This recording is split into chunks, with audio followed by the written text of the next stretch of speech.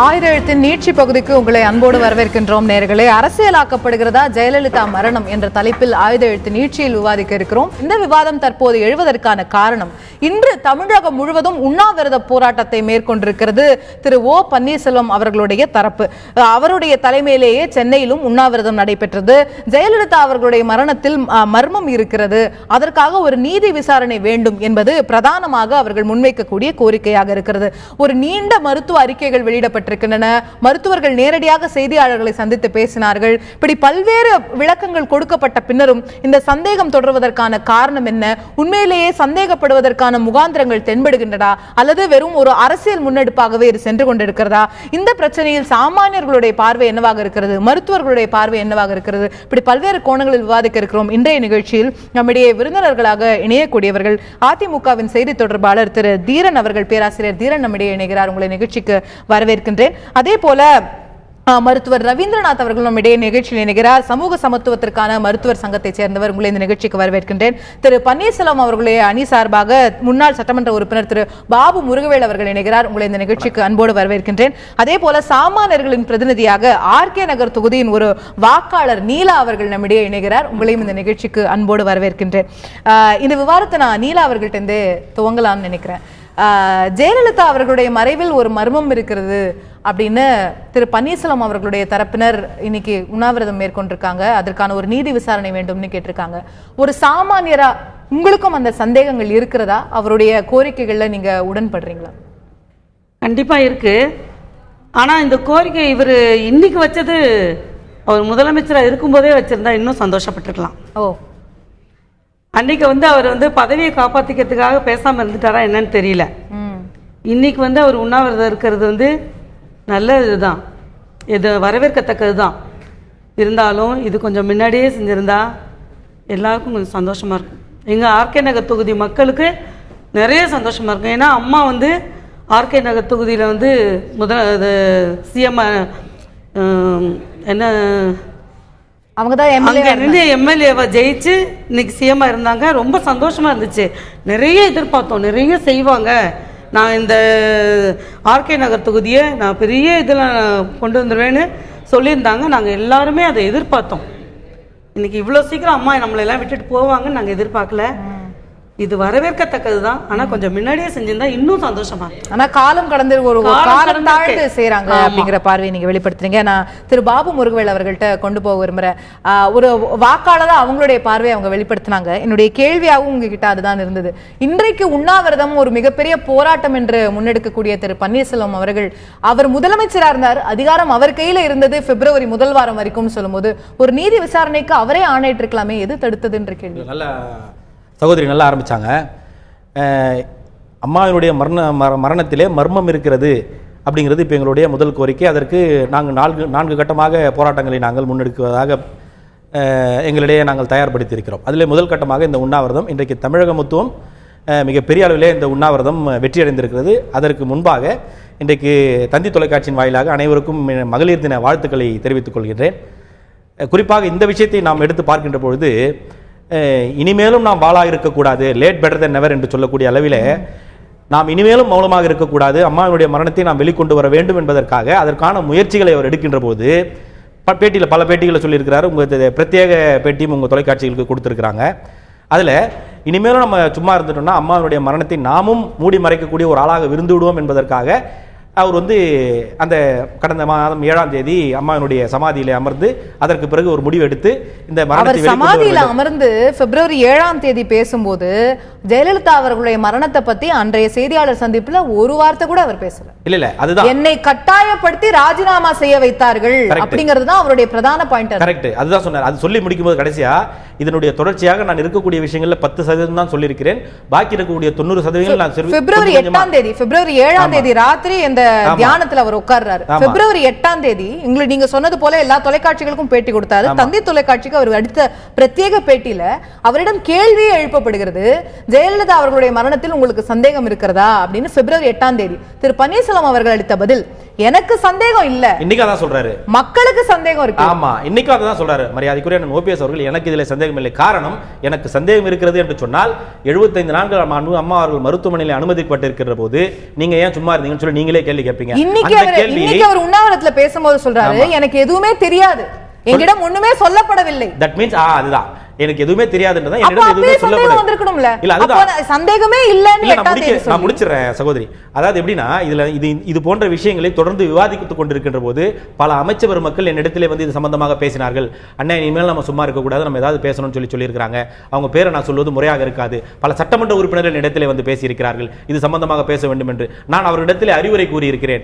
நீங்க சொன்னது என்னோடய வச்சுக்கோங்க, நீங்க வெளியே போய் என்கிட்ட டிஸ்கஸ் பண்ண மாதிரி கூட நீங்க எதுவும் சொல்லிக்காதீங்க, நம்ம பார்த்துக்கலாம், நேரம் வரும்போது பார்த்துக்கலாம்னு சொல்ல. அந்த நேரம் கடந்த மாதம் 7ஆம் தேதியிலிருந்து தொடங்கி இருக்கிறது.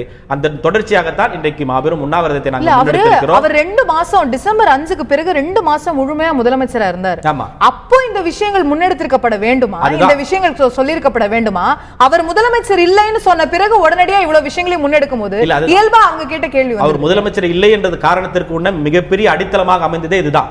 இதனுடைய விசாரணைகள் வெளியே வந்துவிடும், இதை பற்றி இவர்கள் பேச ஆரம்பித்து விட்டார்கள். இவருடைய செயல்பாடும் மிகப்பெரிய அளவில் மக்களிடத்தில் பெரிய வரவேற்பை பெற்றுக் கொண்டிருக்கிறது. இல்ல பேசல, இது வந்து அவங்களுக்குள்ள இதை இன்டர் டிஸ்கஷன் அவர் சொல்றாருல, எங்க கிட்ட அமைச்சர்கள் பேசுகிறார்கள், சட்டமன்ற உறுப்பினர்கள் எங்கிட்ட பேசுறாங்க. இது நிச்சயமா எதிர்த்தரப்புக்கு தகவல் போயிருக்கணும். நாங்க இந்த மாதிரி டிஸ்கஸ் பண்ணாங்க, இவங்க இந்த உள்ள போனாங்க, 1 மணி நேரம் பேசினாங்க, இவர்கிட்ட என்ன பேசினாங்கன்னு தெரியல அப்படின்னு இவங்களோட விசாரிக்கின்ற போது அவங்க உள்மனதில் தோணும், இது போல பேசியிருப்பாங்களோ, இந்த மாதிரி விஷயங்கள் அவர் டிஸ்கஸ் பண்ணியிருப்பாங்களோ அப்படிங்கிற ஒரு சந்தேகத்தை அவர் மேல எழுப்பி அதன் காரணமாகத்தான் அவர் கட்டாயப்படுத்தி அந்த பதவியிலிருந்து விலக்கு வைக்கப்படுகிறார்.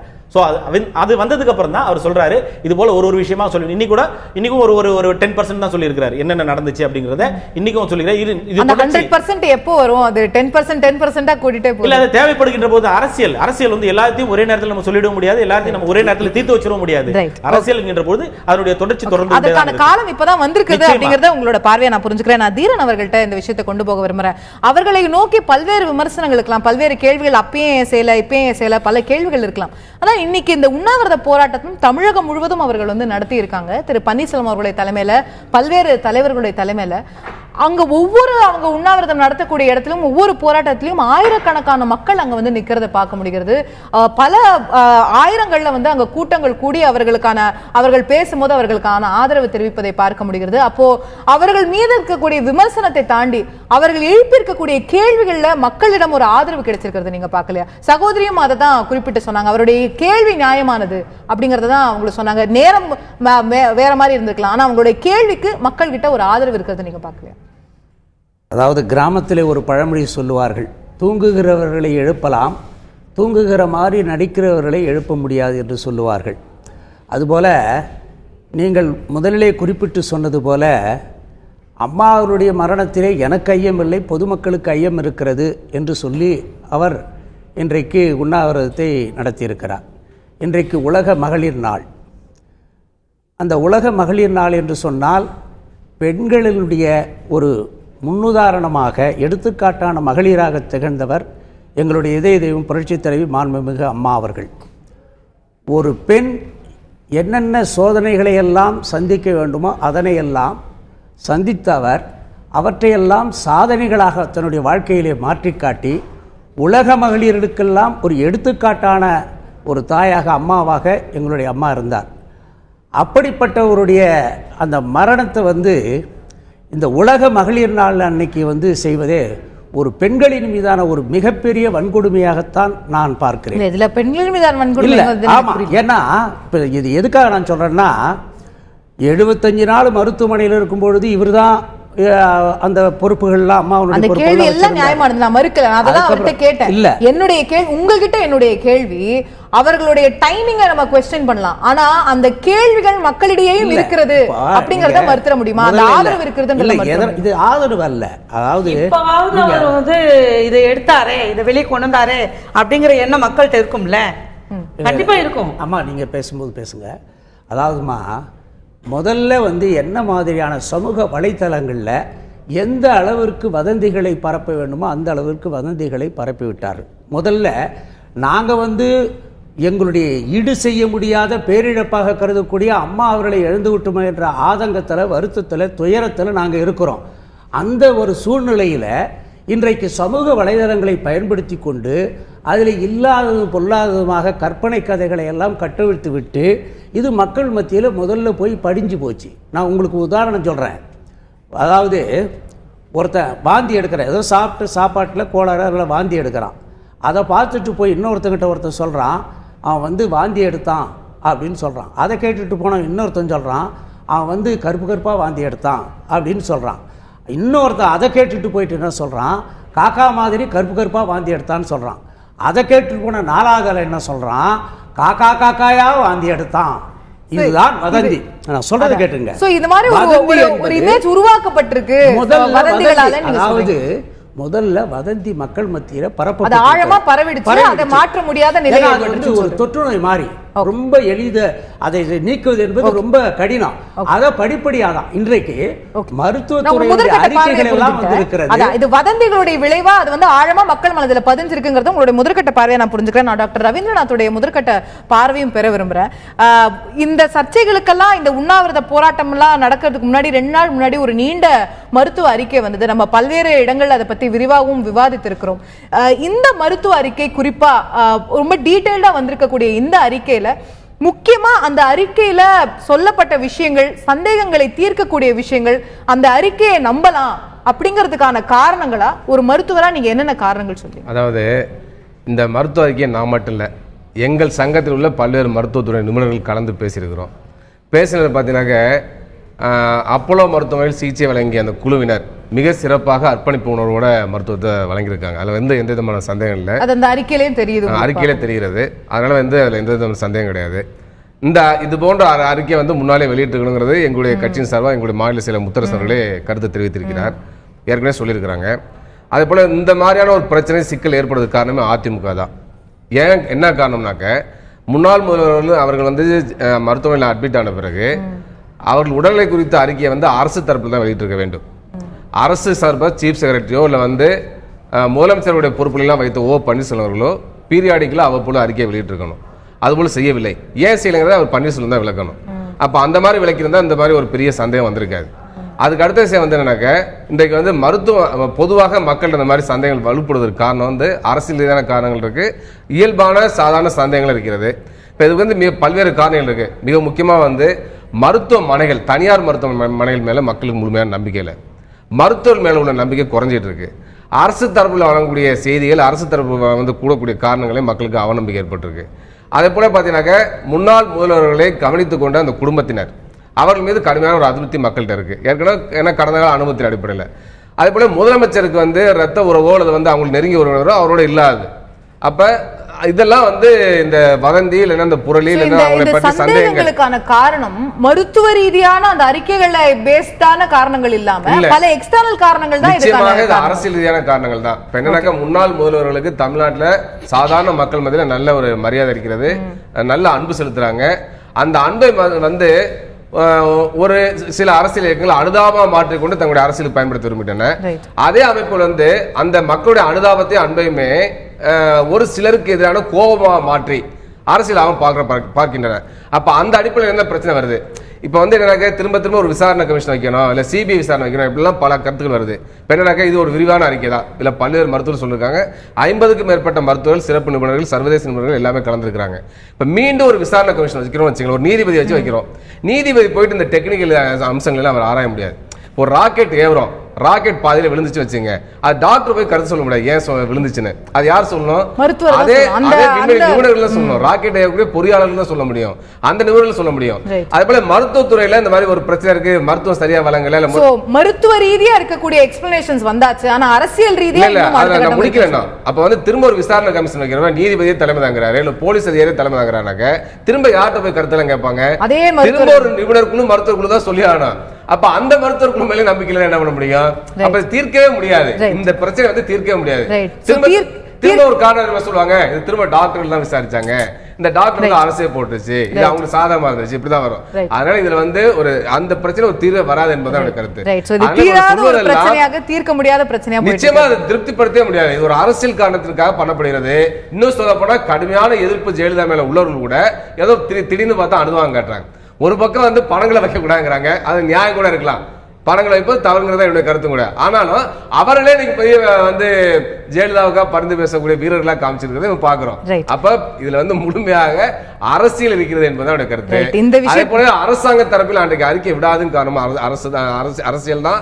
அதே போலவே அதிமுக சார்ந்த ஒரு முழுமையான மக்களை திருப்திப்படுத்தக்கூடிய வேலை சொல்லாத காரணமோ அன்னைக்கு பல்வேறு இடைத்தேர்தலாக இருந்துச்சு, அப்புறம் உள்ளாட்சி தேர்தல், அப்புறம் வந்து ஒருவேளை முதலமைச்சர் வந்து ரொம்ப சீரியஸா இருக்குன்னு சொல்லிட்டாக்க நம்முடைய ஆட்சி அதிகாரத்தை தக்க வைக்க முடியாதோ, அதிகார போட்டி வந்துருமோ என்ற பயத்தினாலே அதெல்லாம் நடந்திருக்கு. அப்ப அதுவுமே அரசியல் தான். திரு பாபு முருகவேல் அவர்கள்ட்ட கேட்க விரும்பக்கூடிய விஷயம், இன்னைக்கு ஜெயலலிதா அவர்களுடைய மரணத்தில் இருக்கிற மர்மம் விலகணும், நீதி விசாரணை வேண்டும்னு தமிழகம் தழுவிய போராட்டத்தை உங்களுடைய அணி சார்பா நீங்க நடத்திருக்கிறீங்க.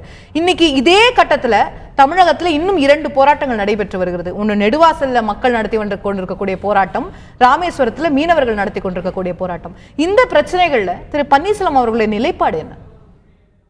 ஒரு மக்கள் விரோத ஆட்சி தமிழகத்தில் தற்போது நடந்து கொண்டிருக்கிறது.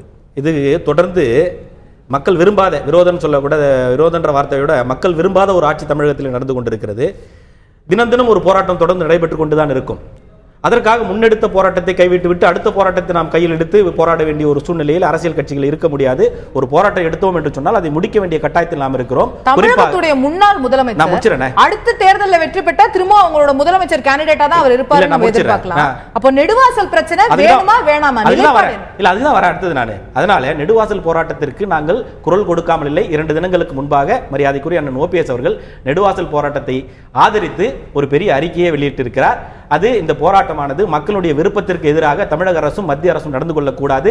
காரணம், அங்கு இருக்கக்கூடிய பகுதி மக்களை சார்ந்த பிரச்சனையாக இருக்கிறது. எனவே அந்த போராட்டத்தை நாங்கள் ஆதரிக்கிறோம். இந்த தமிழக அரசு உடனடியாக அதிலே தலையிட்டு மத்திய அரசினுடைய கவனத்தை ஈர்த்து அந்த போராட்டத்தை நிறுத்த வேண்டும் என்று ஒரு நீண்ட அறிக்கையை கொடுத்திருக்கிறார். காலமின்மையின் காரணமாக அங்கு இன்னும் 2 தினங்களிலே அங்கே நேரிலே சென்று அவர்களுக்கு நேரிலே ஆதரவு தருவதாக ஒரு திட்டமும் எங்களிடத்தில் இருக்கிறது. மீனவர் பிரச்சனைகளுக்கும் இன்றைக்கு அறிக்கை கொடுத்திருக்கிறார். இதுபோல அந்த ஒரு மீனவர் பிரச்சனை 6 வருடங்களுக்கு முன்பாக இது போன்ற ஒரு துப்பாக்கி சூட்டினால் ராமேஸ்வரம் மீனவர் கொல்லப்பட்டிருக்கிறார். 6 வருடங்களுக்கு பிறகு மீண்டும் இதே ஒரு சம்பவம் இலங்கை கடற்படையினால் நடத்தப்பட்டிருக்கிறது. இது வன்மையாக கண்டிக்கக்கூடிய ஒரு விஷயம். இதுபோல மனித உயிர்களை எடுக்கக்கூடிய உரிமையை சிங்கள அரசாங்கத்திற்கு கொடுத்தது யார்? இதை மத்திய அரசாங்கம் உடனடியாக தலையிட்டு இதிலே அவர்களுக்கு எச்சரிக்கை கொடுக்கக்கூடிய விதமாக உடனடியாக மத்திய அரசாங்கம் இதில் தலையிட்டு அவர் இந்த பிரச்சனையை முடிவு கொண்டு வர வேண்டும். மாநில அரசாங்கம் கொடுக்கக்கூடிய நிதி போதாது என்று மத்திய அரசாங்கம் நீங்கள் கூடுதலாக நிதி இறந்தவருடைய ஜெயலலிதா அவர்களுடைய மரண விவகாரத்துல விசாரணை வேணும்னு குடியரசுத் தலைவர் வரைக்கும் சந்திச்சு மனு கொடுக்கறாங்க உங்களுடைய பாராளுமன்ற உறுப்பினர்கள். நெடுவாசலும் மீனவர் பிரச்சனையும் நேரடியா மத்திய அரசு சம்பந்தப்பட்ட விஷயம். அங்கல்ல உங்களுடைய பாராளுமன்ற உறுப்பினர்கள் அழுத்தம் கொடுத்திருக்காங்க. நல்ல கேள்வி கேட்டீங்க. நாளைக்கு காலையில 5:30 மணிக்கு எங்களுக்கு ஆதரவு அளித்திருக்கக்கூடிய 12 பாராளுமன்ற உறுப்பினர்கள் பட்ஜெட் தாக்கலுக்காக டெல்லி செல்ல இருக்கிறார்கள். நாளைக்கு பார்லிமென்ட் செஷனுக்கு போறாங்க. சோ நாளைக்கு போறாங்க. காலையில பாராளுமன்றத்திலே அவர்கள் தங்களுடைய வருகையை பதிவு செய்து அங்கே அவருடைய கருத்துக்களை பதிவு செய்த பிறகு இது சம்பந்தமாக மத்திய உள்துறை அமைச்சரையும் நிதி அமைச்சரையும் சட்ட அமைச்சரையும் சந்தித்து மனு கொடுப்பதற்காக எங்களுக்கு ஏற்பாடுகள் நாங்கள் செய்திருக்கிறோம். ரைட். சோ மத்த பிரச்சனைகளையும் உங்களோட கான்சென்ட்ரேஷன் உறுதியாக இருக்கிறது. ஆனால் ஒரு பிரச்சனையை கையில் எடுத்து அதை பாதியில விட்டுவிட்டு அடுத்த பிரச்சனைக்கு செல்வது சொன்னால் அது நிச்சயமாக ஒரு நியாயமான ஒரு கோரிக்கையாக இருப்பதற்கான வாய்ப்புகள் இல்லை. ஆனால் ஒரு பிரச்சனையை கையில் எடுத்து இதுக்கு எவ்வளவு முக்கியத்துவம் கொடுக்கப்பட்டிருக்கிறதோ அதுக்கு எவ்வளவு முக்கியத்துவம் கொடுக்கப்பட்டிருக்கிறதுங்கிறதுக்காக தான் தமிழகம் தழுவிய போராட்டம் இந்த பிரச்சனைக்கு. மற்றதுல வெறும் அறிக்கை மட்டும்னா இல்ல வெறும் கருத்து மட்டும்னா எது உண்மையிலேயே மக்கள் பிரச்சனை அப்படின்னு நெடுவாசல் போராட்டமானது இன்றைக்கு 21வது நாளை நோக்கி சென்று கொண்டிருக்கிறது. மீனவர் பிரச்சனை இன்னைக்கு 2 நாள் சென்று கொண்டிருக்கிறது. ஆனால் 27 தினங்களுக்கு முன்பாகவே அறிவிக்கப்பட்ட இது பிரச்சனை. அதனால் தொடர்ந்து நாங்கள் மக்களுடைய பிரச்சனையில் கவனம் செலுத்திக் கொண்டிருக்கிறோம். தமிழக மக்களின் நலன் மட்டும்தான் எங்களுக்கு முக்கிய குறிக்கோளாக இருக்கிறது. அதனால மக்களுடைய பிரச்சனைகளை சார்ந்து மக்கள் பிரச்சனைகளை தீர்க்கக்கூடிய ஒரு இயக்கமாகத்தான் நாங்கள் செயல்பட்டுக் கொண்டிருக்கிறோம். நான் நீலா அவர்கள்ட்ட தான் இந்த விஷயத்தை எடுத்துட்டு போலாம்னு நினைக்கிறேன்.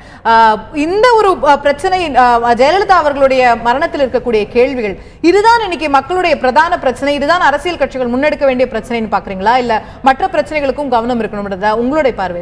மற்ற பிரச்சனைகளுக்கும் கவனம் இருக்கணுமா? ஏன்னா மக்கள் அது வெறும் அம்மாவோட இறப்பு மட்டும்தான் அப்படின்னா முதல்ல அதை வச்சுக்குவோம். முதல்ல அம்மாவோட இறப்பை பற்றி நமக்கு தெரியணும். ஏன்னா 3 நாள் 4 நாள் கழித்து வெளிநாட்டிலேருந்து மரணமானவங்களோட பாடி வருது.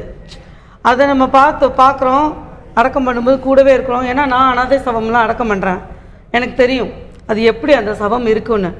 முதல் நாள் நைட்டு இறந்து மறுநாள் அடக்கம் பண்ணுறாங்க அம்மாவை.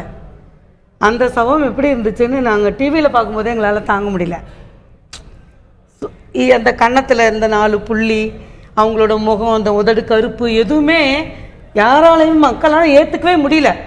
முதல்ல அந்த இதுக்கு வந்து இவங்க இப்போ போராட்டம் பண்ணுறது கரெக்டு தான், நான் இல்லைன்னு சொல்லலை. அதே சமயத்தில் மக்களுக்கு என்னென்ன தேவை, எந்தெந்த விஷயத்தில் அவங்க வந்து பாதிக்கப்படுறாங்க, இது எல்லாமே பார்க்க வேண்டியது அரசியல்வாதிகளுக்கு முக்கியமான ஒன்று. மக்கள் சேவை தான் மகேசன் சேவை. மக்களை பார்த்தா தான் வந்து இவங்க வந்து நெடுநாள் இருக்க முடியும். இல்லைன்னா ஓட்டு போடுறவங்க எல்லாரும் கரெக்டாக போட மாட்டாங்க, பணத்தை வாங்கிட்டு போடுறவங்க இருக்காங்க. ஆனால் அது நமக்கு முக்கியம் இல்லை. உண்மையாக நம்மளை யார் காக்குறாங்க, யார் நம்மளை பார்க்குறாங்க, அவங்களுக்கு ஓட்டு போடுறது தான் முக்கியம். மக்கள் இப்போ அதைத்தான் பேசுகிறாங்க. இங்கே இவ்வளோ பிரச்சனை, இங்கே இவ்வளோ பிரச்சனை, இதில் இப்போ இது ஓட்டு போடுறது முக்கியமானு ஆர்கே நகர் தொகுதியில் நாங்கள் போட மாட்டோம், இந்த இதுக்கு போட மாட்டோம், அதுக்கு போட மாட்டோம் இல்லை. அதாவது அவங்க சொல்கிறது எப்படின்னா, இதுக்கு தான் போடுவோம் அதுக்கு தான் போடுவோம்னு சொல்ல மாட்டேங்கிறாங்க. தேவையே இல்லைன்றாங்க. தேவையே இல்லை, ஓட்டே நாங்கள் போட மாட்டோம். ஒட்டுமொத்தமா புறக்கணிக்கலாம், ஆர்கே நகர் மக்கள் புறக்கணிக்கலாம்னு சொல்றாங்க. ஆனா இதுல தான் தனித்தனியா பிரிஞ்சுட்டாங்களே, 3 பங்கா பிரிஞ்சுட்டாங்களே. அதுல இப்ப எப்படி பரப்புறாங்களோ, இனிமே மக்களா சேர்ந்து பேசி அதை நான் கொண்டு வரணும். பொறுத்திருந்தா பார்க்க அந்த 3 பிரிவுல எந்த பிரிவு அப்படிங்கறத பொறுத்திருந்தா கண்டிப்பா. ரைட். தவிர மற்ற கட்சியெல்லாம் இருக்குமா? இருக்கு. ஆனா ஆர்கே நகர் தொகுதியில அம்மாவுதான் பெருசா நினைச்சிட்டு இருந்தாங்க. இல்ல அதான் அப்போ அவர் குறிப்பிடக்கூடியது மாதிரி மற்ற கட்சிகளுக்கான வாய்ப்பே இல்லைன்னு நினைக்கிறேன். அப்படிலாம் சொல்லல, மற்ற கட்சிகளுக்கு வாய்ப்பும் இருக்கு. இப்ப ஸ்டாலின்லாம் வந்து நிறைய பண்ணிருக்காரு. முதல்ல வந்து அவர் வந்து அதாவது சிங்கார சென்னைன்னு கொண்டு வந்ததே அவர் தான், நிறைய பண்ணிருக்காரு. இதே மாதிரி அம்மாவும் நிறைய பண்ணிருக்காங்க, இல்லைன்னு சொல்ல முடியாது. ஆனா இன்னைக்கு மக்களோட மனசுல வந்து வெறுப்பு தான் அதிகமா இருக்கு. இந்த கட்சி அந்த கட்சி இல்ல, பொதுவாவே வெறுப்பு தான் அதிகமா இருக்கு. ரைட். அப்போ இந்த வெறுப்புகள்ல வந்து யார் அதை மீறி வரப்போறாங்க அப்படிங்கறத பார்க்கணும். ஆர்கே நகர் நிச்சயமா பல சுவாரஸ்யங்களை கொடுக்கக்கூடியதா இருக்கும்னு நினைக்கிறேன் நீங்க சொல்றதை பார்த்தா. நான் பேராசிரியர் தீரன் அவர்கள்ட்ட கேட்க விரும்பக்கூடிய விஷயம், இந்த விஷயத்துல இவ்வளவு 3 மாதங்களாக தொடர்ந்து கொண்டிருக்கிறது, இதற்கான சந்தேகம் மக்கள் மத்தியில் பேசப்படுகிறது, எல்லா அரசியல் கட்சிகளாலும் கேட்கப்படுகிறதுன்னும் போது ஒரு நீதி விசாரணை அமைச்சாதான் என்ன? இல்லை, எங்களுக்கு வந்து அதில் சந்தேகம் இல்லை. ஒன்று. ரெண்டாவது வந்து ஏற்கனவே வந்து வற்புறுத்தி எங்கிட்ட கடிதம் வாங்கிட்டாங்க அப்படின்னு சொல்லக்கூடியவர் வந்து நாங்கள் ஒரு நீதி விசாரணை கமிஷன் போட்டு அது ஒரு தீர்ப்பு கொடுத்துச்சுன்னா அதை இவர்கள் ஏற்றுக்கொள்வார்களா என்பதை முதல்ல மக்கள் சிந்தித்து பார்க்க வேண்டும். அதனால வந்து அவங்க ஏற்கறாங்க இல்லங்கறத தாண்டி எங்களுக்கு உங்களுக்கு சந்தேகமே இல்ல, உங்களுக்கு சந்தேகமே இல்ல, எல்லாமே க்ளீனா இருக்கு, எந்த பிரச்சனையும் அங்க இல்லன்னா ஒரு விசாரணை நடத்தி அது நிரூபிக்கப்படட்டுமே. அப்புறம் எதுக்கு விசாரணை கமிஷன்? அந்த மக்கள் மத்தியில சந்தேகம் இருக்கணும், உங்களுக்கு தானங்க அது பாசிட்டிவ் ஆகும். அந்த விசாரணையில எந்த பிரச்சனையும் இல்ல அப்படின்னு முடிவு வரட்டும் நீங்க எதிர்பார்க்கறது போல. நான் ஒன்னு மட்டும் உங்களுக்கு சொல்றேன் கேட்டுங்க. இப்போ உலகப் பெரும் தலைவர்களில் முக்கியமாக குறிப்பிடத்தக்கது வந்து நம்முடைய இந்திய தேசிய விடுதலை போராட்டத்தில் நேதாஜியினுடைய மரணம். அது கூட வந்து அந்த வீர மரணம் வந்து இன்றைக்கு ஒரு ஐயத்துக்குரியதாக இருக்குது. அதே போல் தமிழீழ தேசிய தலைவர் பிரபாகரனுடைய வீர மரணம் அதுவும் வந்து கேள்விக்குரிய. அதெல்லாம் வந்து நடந்த முறைகள்லாம் வந்து பார்த்தீங்கன்னா ஆய்வுக்குரியது. இதில் ஒன்றுமே இல்லையே. அம்மா உடல்நலம் சரியில்லாமல் இருந்து அப்போலோ மருத்துவமனையில் சேர்க்கப்பட்டதிலிருந்து அவர்கள் மறைந்தது வரையில தெளிவாக அப்போலோ மருத்துவமனையும் அறிக்கை கொடுத்துட்டு இருக்கிறாங்க.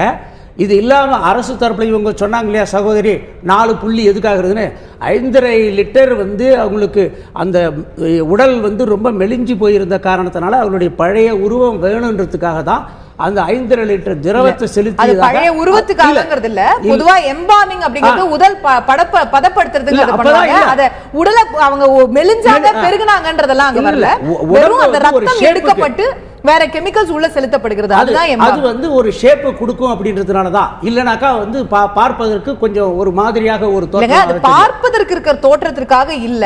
எம்பாமிங் என்பது நீங்களே சொன்னது போல டாக்டர் சுதா சேஷன் அவர்கள் தெளிவா விளக்கம் அளிச்சாங்க அந்த பிரஸ் கான்ஃபரன்ஸ்ல. அது பார்க்கிறதுக்கு எப்படி இருக்குங்கிறதுனால இல்ல, பொது வெளியில வைக்கும்போது அந்த உடல் அழுகி விடும்ங்கிறதுனால எம்பாமிங் செய்றாங்க. அதுக்கு 4 புள்ளி எதுக்காகன்றது விளக்கம் சொல்லப்பட்டிருக்கு. அப்புறம் மறுபடியும் வந்து எதுக்காக அந்த 4 புள்ளின்னு சொல்றது தான் வந்து இதுதான் வந்து விதண்டாவாதம் என்று சொல்வது. அதனால மாண்புமிகு அம்மா அவருடைய அரசை பொறுத்தளவில் இன்றைக்கு வந்து அவர் கூட சொன்னார் மக்கள் விரோத அரசு அப்படிலாம் சொன்னார். திரும்ப கேள்வி என்னன்னா, மக்கள் மத்தியில ஒரு சந்தேகம் இருக்குதுன்னும் போது அதை தீர்ப்பது அரசுடைய கடமை அப்படின்னா திரு பன்னீர்செல்வம் காரணம் சொல்லிட்டேனே. இப்ப நாங்க போட்டாக்கா அதை ஏத்துக்குவாங்களா? அது வந்து இவங்க வந்து இன்ஃப்ளூயன்ஸ் பண்ணி இவங்க செல்வாக்குல வந்து கொடுக்கப்பட்ட அறிக்கை அப்படின்னு கூட சொல்லுவாங்க. அதனால அவங்களுக்கு எங்கே செல்வாக்கு இருக்கோ அல்லது அவங்க எங்கே விரும்புகிறாங்களோ அங்கே விசாரணை வரட்டும். எங்களுடைய இதய மாண்புமிகு புரட்சித் தலைவி அம்மா அவருடைய மரணத்தில் எங்களுக்கு எந்த வித சந்தேகமும் இல்லை. எங்களுடைய கழகத்தினுடைய பொதுச் செயலராக இருக்கிற தியாக தலைவி சின்னம்மா அவர்கள் தெளிவாக சொல்லிட்டாங்க, எந்த விசாரணை கமிஷன் வைத்தாலும் நாங்கள் அதற்கு ஒத்துழைக்க தயார், நாங்கள் பதில் சொல்ல தயார், எங்கள் மடியில் கனம் இல்லை, ஆகவே எங்களுக்கு பயம் இல்லை, யார் வேணாலும் விசாரணை கமிஷன் வைக்கிட்டோம், நாங்கள் அதுக்கு ஒத்துழைக்கிறோம் தான் சொல்லியிருக்கிறோம். அதனால் எங்களை பொறுத்தளவில் இன்றைக்கு நீங்கள் சொன்னீர்கள் அல்லவா, மக்கள் பிரச்சனைகள் நெடுவாசலில் நடக்குது, மீனவர் சுட்டுக் கொல்லப்படுகிறார் அப்படிலாம் சொல்கிறோம். அம்மா அவர்கள் என்ன சொன்னாங்க, தெளிவாக சொன்னாங்க, இந்த கச்சத்தீவை தாரை வார்த்து கொடுத்தது தான் இந்த பிரச்சனைகளுக்கெல்லாம் காரணம். எனவே கச்சத்தீவை மீட்பது ஒன்றுதான் இந்த மீனவர்களுடைய பிரச்சனைக்கு நிரந்தர தீர்வாக இருக்க முடியும் சொல்லி சொல்லிடுறேன். நாங்க அம்மா வழியில் நடக்கிற அரசுன்றதுனால தான் சொல்றேன். அம்மா தான் மீத்தேன் எரிவாயு திட்டத்தை தடுத்து நிறுத்தினாங்க. இன்றைக்கு முதலமைச்சராக இருக்கிற மதிப்பிற்குரிய மாண்புமிகு எடப்பாடி பழனிசாமி அவர்கள் என்ன சொல்றாரு, அம்மா வழியில நாங்க இந்த ஹைட்ரோ கார்பன் திட்டத்தை தடுத்து நிறுத்துவோம் என்று தெளிவாக சொல்றார். இது எப்படி மக்கள் விரோத அரசாகும்? மக்களுக்கான அரசு அம்மா வழியில் நடக்கிற அரசு என்ற காரணத்தினாலதான் மக்கள் பிரச்சனை நாங்கள் உறுதியா இருக்கிறோம்.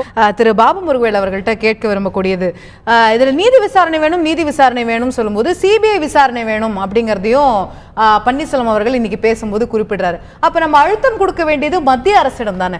மத்திய அரசு நம்ம குடியரசுத் தலைவர் வரைக்கும் சந்திச்சு நீங்க கோரிக்கைகள்லாம் கொடுத்துட்டு வந்தீங்க, அதோடைய ஃபாலோ அப்பா அவர்கள்ட்ட இருந்து உங்களுக்கு ஏதாவது ரெஸ்பான்ஸ் கிடைச்சிருக்கா? அவர்கள மத்திய அரசு தானே இந்த விஷயத்தை முன்னெடுத்து சொல்லணும், நம்ம மாநில அரசு நிர்பந்திப்படுத்திக்கிட்டே இருக்கிறதுல அதுல ஒரு லாஜிக் இல்லாம தெரியல. இல்ல அதுதான் மாநில இப்ப இன்னைக்கு நடந்த உண்ணாவிரதம் கூட மத்திய அரசாங்கத்தை வலியுறுத்தி தான், மாநில அரசாங்கத்தை எங்கேயுமே எந்த விதமான நாங்கள் கோட் பண்ணவே இல்லை, எங்களுடைய அறிக்கையில் அது கிடையாது. மத்திய அரசு நாங்கள் இது வரைக்கும் மத்திய உள்துறை அமைச்சரை சந்தித்திருக்கிறோம், மத்திய சட்ட அமைச்சரை சந்தித்திருக்கிறோம், பிரதமரை சந்தித்திருக்கிறோம், குடியரசுத் தலைவரை அவரை சந்தித்து மனு கொடுத்திருக்கிறோம். இதுவரையிலே மனு கொடுத்த மனுக்களுக்கு பதில் இல்லை, அதன் மேல் நடவடிக்கையும் இல்லை என்பதற்காக மத்திய அரசுக்கு ஒரு அழுத்தம் கொடுக்க வேண்டும் என்பதற்காகத்தான் இன்றைக்கு இந்த உண்ணாவிரதம் நடைபெற்றது. அதை தவிர்த்து அதுல ஒரு முகாந்திரம் இல்லைன்னு கருதுறாங்களோ ஒருவேளை? இல்ல அது நம்ம முடிவு பண்ண முடியாது. எங்களுக்கு தேவை இதிலே நீதி விசாரணை.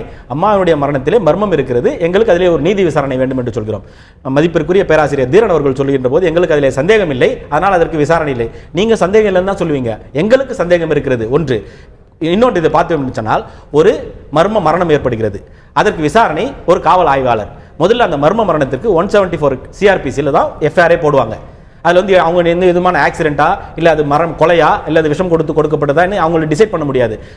முதல் தகவல் அறிக்கை 174 CRPC இந்த குற்றவியல் நடைமுறை சட்டத்தில் தான் முதல்ல FIR போடுவாங்க. அதுக்கப்புறம் தான் ஆல்டர்ட் அந்த திரும்ப சார்ஜ் ஷீட் ஃபைல் பண்ணும்போது 174 ஆல்டர்ட் வித் அது என்ன செக்ஷனோ, அது 302 இருக்கலாம், 338 இருக்கலாம், 304 இருக்கலாம், எது வேண்டுமானாலும் இருக்கலாம். அதில் விசாரணை நடைபெற்றால் தான் அதில் அது ஒரு விபத்தினால் ஏற்பட்ட மரணமா அல்லது அது ஒரு கொலையா என்று ஒரு முடிவுக்கு வர முடியும். அதனால எங்களுடைய கருத்து என்னவென்று சொன்னால், இதிலே எங்களுக்கு மர்மம் இருக்கிறது, அதிலே ஒரு விசாரணை நடத்த வேண்டும். இதிலே அமைச்சர் விஜயபாஸ்கர் அவர்கள் சொல்றார். விஜயபாஸ்கர் அவர்கள் விஷயத்துக்கு வரேன். இன்னைக்கு பன்னீர்செல்வம் அவர்கள் பேசும்போது கூட சொல்றாரு, எங்களுக்கு எதுவுமே தெரியாது, நீங்க யாருக்குமே தகவல் சொல்லப்படல, நாங்க அங்க போவோம் உட்காருவோம் அவ்வளவுதான் வருவோம்.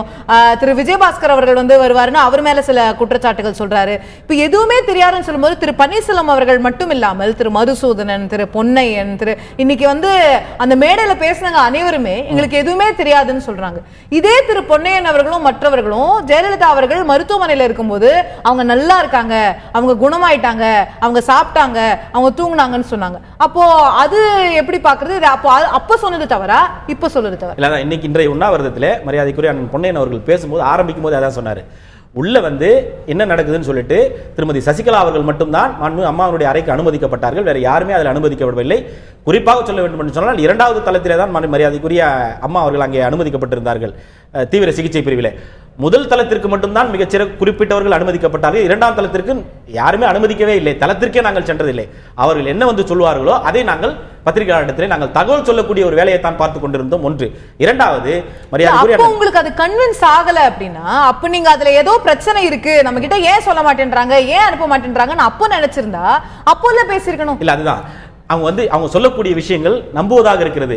நாளைக்கு அம்மா நலமாகி வீட்டுக்கு வருகின்ற போது இந்த மாதிரி ஒரு பிரச்சனை நாங்கள் எழுப்பிட்டோம் அப்படின்னு சொன்னா உங்களுக்கு அவங்க நான் தான் அவங்க கிட்ட சொல்லி அனுப்புறேன் என்ன யாரும் பார்க்க வேணாம்னு சொல்லி நீங்க எதுக்கு தேவையில்லாம இந்த பிரச்சனையை நீங்க கிரியேட் பண்றீங்க, எதுக்கு பத்தியார் இடத்துல ஒரு சந்தேகம் இருப்பதாக நீங்க ஏன் பேசுனீங்கன்னு சொல்லி நாளைக்கு அந்த பந்து நம்ம மீது திரும்பி விடக்கூடாது என்பதற்காக அவங்க என்ன சொன்னாங்களோ அதை சொல்ல வேண்டிய கட்டாயத்தில் நாங்கள் இருந்தோம். இதெல்லாம் வெளியே வரணும். இதுதான் எங்களுடைய சந்தேகம். சீரியஸான இஷ்யூ நம்ம அட்ரஸ் பண்ணிட்டு இருந்திருக்கோம் அப்படிங்கறத பார்க்க வேண்டாமா? நம்மளுடைய சிஎம் உடைய ஹெல்த் சம்பந்தமா அவர்களுடைய லைஃப் சம்பந்தமான விஷயத்தை அட்ரஸ் பண்ணிட்டு இருக்கும்போது நாளைக்கு அவங்க வந்தா கேட்பாங்களே அப்படிங்கறதெல்லாம் வந்து ஒரு இஷ்யூவா இருக்குமா? இது வந்து அவர்களுடைய ட்ரீட்மெண்ட்லயே நமக்கு சந்தேகம்னு சொல்லும்போது அதை பெருசுபடுத்த வேண்டிய விஷயம் இல்லையா? இல்ல, அதாவது ட்ரீட்மெண்ட்ல சந்தேகம் அந்த இடைப்பட்ட அந்த மருத்துவமனையில இருந்த அந்த இடைப்பட்ட நாட்களில் ட்ரீட்மெண்ட்ல சந்தேகம் யாருக்குமே வரல. அவங்க என்ன சொல்றாங்களோ அதை வந்து சொல்றோம். Because we believe Mrs. Sasikala.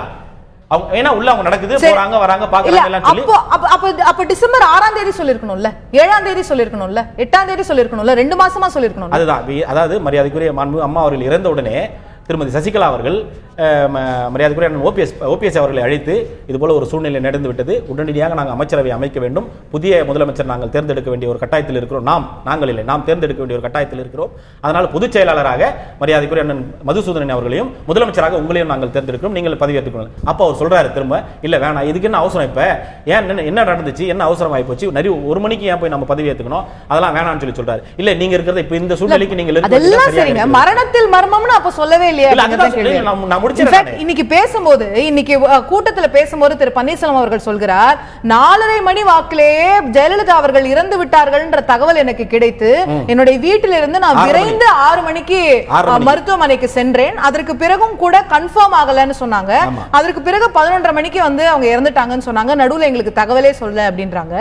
6 மணிக்கு 4:30 மணிக்கு தகவல் வந்ததுன்னு அவரு சொல்றாரு, 5:30 மணிக்கு ஊடகங்கள்ல செய்தி வெளியாகுது, 6 மணிக்கு மருத்துவமனை மறுக்கிறது, அவர்கள் நன்றாகத்தான் இருக்கிறார்கள், அவர்கள் வந்து மரணம் அடையவில்லைன்னு மருத்துவமனை மறுக்கிறதுன்னு சொல்லும்போது, அன்னைக்கு சீஃப் மினிஸ்டரோட அத்தனை அதிகாரங்களும் படைத்திருந்த பன்னீர்செல்வம் அவர்களுக்கு 4:30 மணிக்கு இறந்துட்டாங்கன்னு யார் சொன்னா?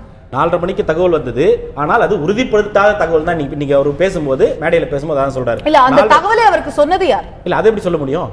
இல்ல, அது தெரிஞ்சுக்க வேண்டிய விஷயங்கிறது. விசாரிங்க, என்ன நான் சொல்றேன், ஐ அம் தி கம்ப்ளைனன்ட், என்னை விசாரிங்கன்னு நாங்க சொல்றோம். என்ன அதான் சொல்றேன், விஜயபாஸ்கர் அவர் சொன்னார்னா நீங்க விசாரணை கமிஷன் அமைக்கணும்னு சொல்றீங்க, இதுல விசாரணை கமிஷன் முதல்ல உங்களை தான் விசாரிப்பாங்க.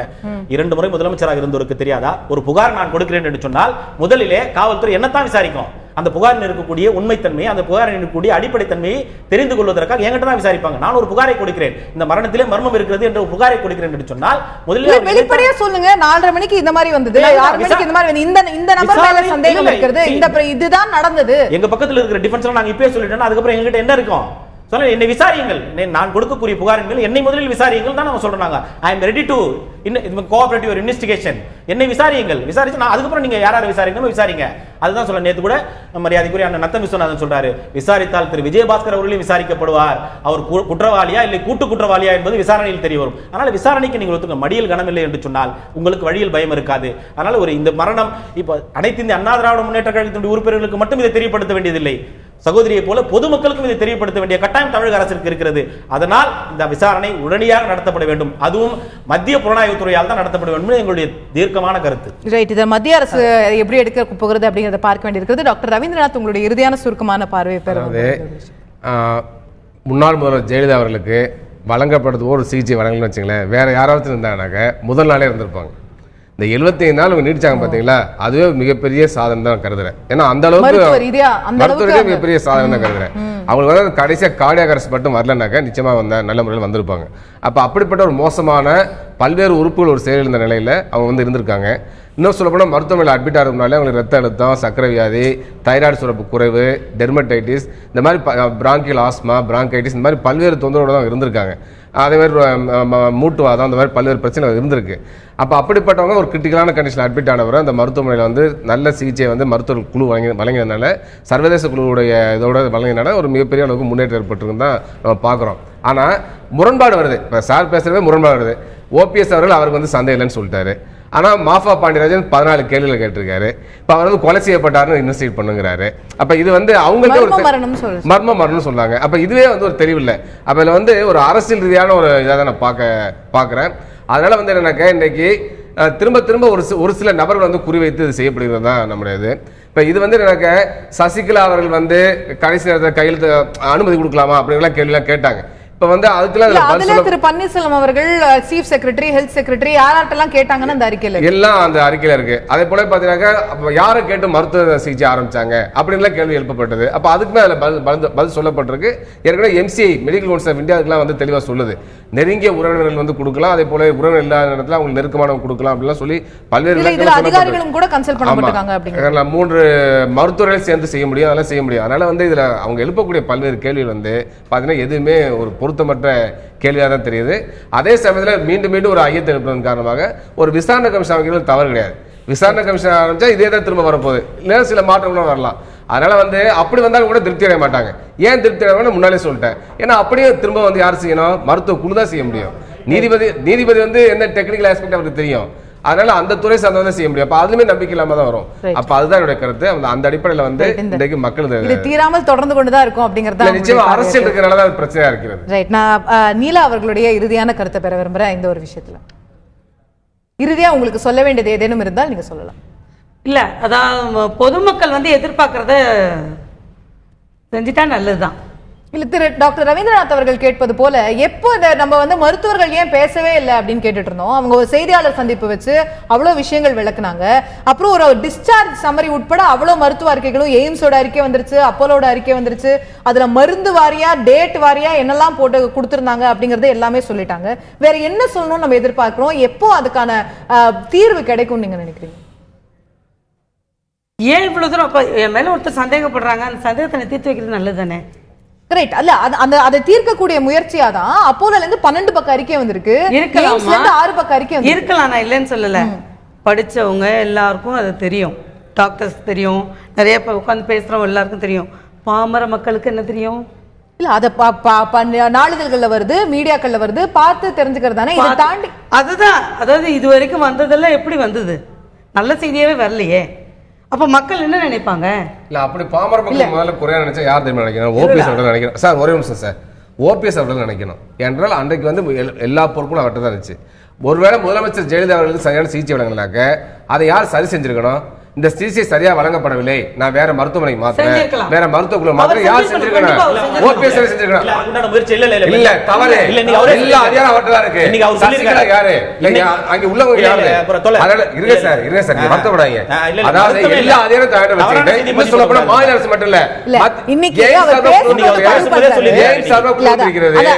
அவர் சொன்னதை சொல்லிடுறேன். இன்னைக்கு அவர் பேசும்போது கூட பதிவு பண்றாரு, நாங்க வெளிநாட்டு சிகிச்சை எல்லாம் வேணும்னு சொல்லி நாங்க கேட்டோம், அப்ப அதெல்லாம் மறுக்கப்பட்டது. வெளிநாட்டு சிகிச்சை நிலைமை இல்லைங்க.